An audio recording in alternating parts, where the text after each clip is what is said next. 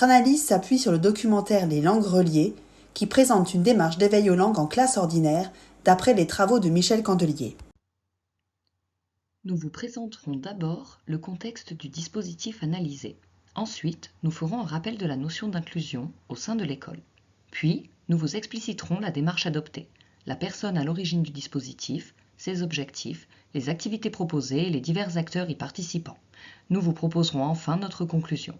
Et vous trouverez, en dernier lieu, nos références bibliographiques. Le reportage a été tourné dans une classe maternelle de l'agglomération grenobloise au sein d'un quartier plurilingue et multiculturel. La classe comprend de nombreux allophones, parmi lesquels certains sont nouvellement arrivés.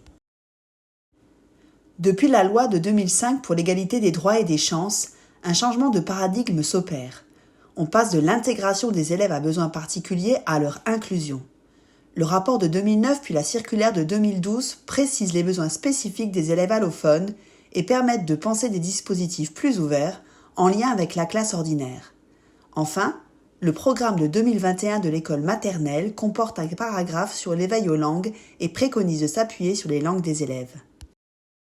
L'enseignante Marie Magna, à l'origine de ce dispositif, met en place une pratique quotidienne d'éveil aux langues.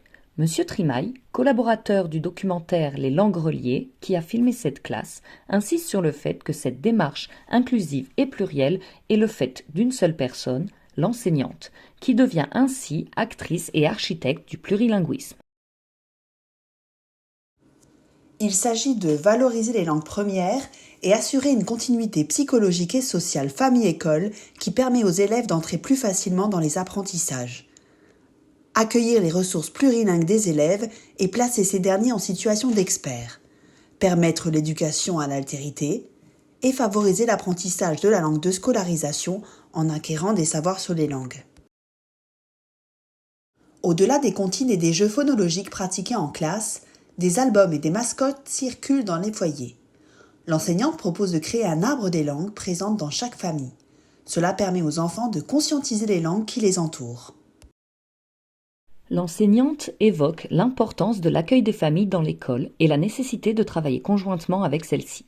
Les ateliers de cuisine menés par les mères des élèves, ainsi que la présentation d'objets traditionnels comme des instruments de musique ou des personnages de fiction, permettent des moments de partage interculturel forts.